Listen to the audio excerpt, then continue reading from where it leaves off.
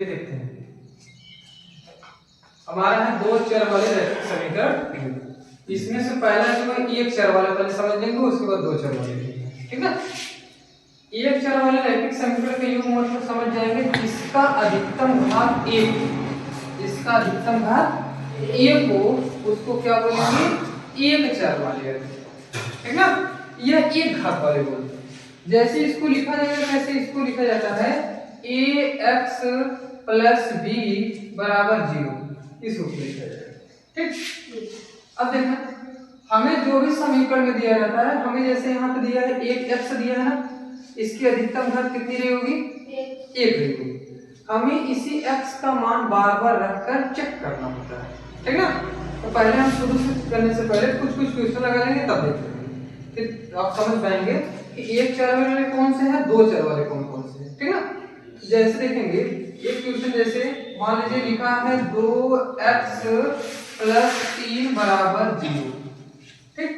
और हमें बोल दिया x बराबर 1 रखने पर, x बराबर 1 रखेंगे। इसका मतलब x की जगह हमें कितना रखना है, 1। अब ये 2 और 1, तो ऐसे रखेंगे 2 और 1 की गुणा के बीच में निशान लगा के, एक चर और एक अचर के बीच में कौन सा चिन्ह होता है, गुणे का चिन्ह होता है। हम क्या लगाएंगे, मल्टीप्लाई। यहाँ पे मल्टीप्लाई रखेंगे और x की जगह कितना रखेंगे, 1 रखेंगे और प्लस 3 रखेंगे। 2 का गुणा 1 में करेंगे, कितना हो जाएगा, 2 और प्लस 3, इन दोनों को जोड़ेंगे कितना हो जाएगा, 5। ये तो समझ गए। अब जरूरी नहीं है कि x का मान एक ही हो, x का मान रेशनल नंबर भी हो सकता है, परिमेय संख्या में भी हो सकता है p/q के रूप में, और x का मान निगेटिव भी हो सकता है, कुछ भी हो सकता है। जब तक क्वेश्चन में ना बोले तब तक अपने मान से हम कुछ भी मान सकते हैं, ठीक ना, ठीक। अब जैसे इसी तरह से एक चर वाला देगा, दो चर वाले में क्या होता है, दो चर होंगे। जैसे मान लेते हैं लिखा हो 2x प्लस 3y बराबर 5 रखा हो, ठीक। अब इसमें देखेंगे एक x है और एक y है, दो है, इसको हम बोलेंगे दो चर वाले। कौन से चर वाले, दो चर रैखिक से, दो वेरिएबल नंबर है, एक x है और एक क्या है, y। जिसमें केवल एक होता है उसको एक। अगर इस रूप में अगर हम दो चर वाले को लिखते हैं तो उसको लिखते हैं ax plus by equal to या प्लस c लिखते हैं, या इक्वल टू c करके लिख देते हैं, इस रूप में लिखते हैं। इस समीकरण इक्वेशन दर्शाने के तरीके हैं। जो a और b और c जो है, ये रियल नंबर है, अर्थात नेचुरल नंबर बोल सकते हैं, ठीक है, प्राकृतिक संख्या। a b c क्या है, प्राकृतिक संख्या है, और x y क्या है, वेरिएबल है, दो अचर, जिसका मान हमें पता नहीं है। लेकिन अगर हम एक मान को रखेंगे तो दूसरा मान अपने आप निकल जाएगा। जैसे ध्यान देंगे, अगर हम यहाँ पे x का मान अपने मन से बोलिए, कितना मान है, x का मान कितना,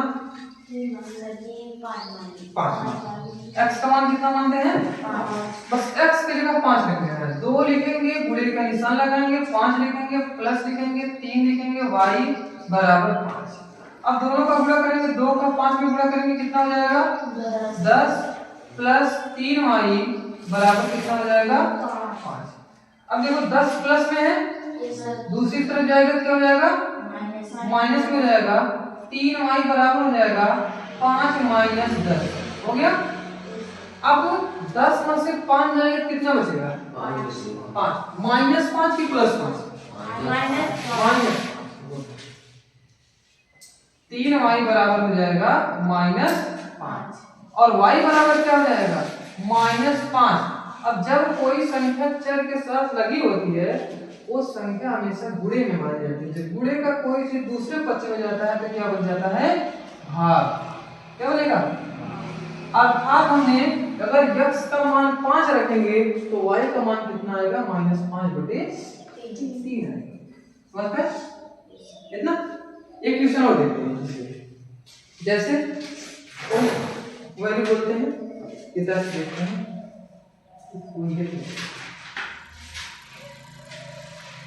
जैसे दिया है 3x minus y plus y minus 5, is equal to 0। बताइए एक चर वाला है कि दो चर वाला है, पहले बताइए। दो चर वाला, एक x है एक y है। अगर हम यहाँ पे मान लेते हैं x का मान लेते हैं -3, x का मान कितना मान लेते हैं -3, y का मान निकल जाएगा नहीं। दो चर वाले में देखो एक का मान हमने यहाँ पे भी माना था, दूसरा मान अपने आप निकल गया था नहीं। अगर हम यहाँ पे x का मान मानेंगे तो y का मान निकल जाएगा नहीं। देखिए x की जगह हम दिखाएंगे, x की जगह हम रखेंगे -3, लिखेंगे 3 गुणे -3 प्लस y -5 बराबर कितना हो जाएगा जी। 3 का गुणा 3 में करेंगे कितना हो जाएगा 9, और यहाँ पे प्लस है और यहाँ माइनस है, माइनस प्लस जब कोई चिन्ह नहीं होता क्या बना था हमेशा प्लस, और हो जाएगा प्लस y -5 बराबर कितना हो जाएगा।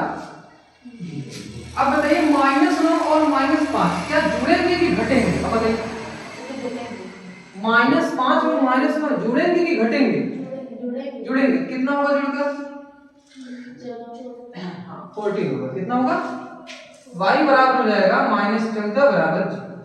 अब देखो -14 है, दूसरी तरफ जाएगा तो क्या हो जाएगा प्लस, y बराबर कितना हो जाएगा 14 प्लस 14 हो जाएगा। समझ गए? मान समझ आया? अब पूरा कर लेंगे।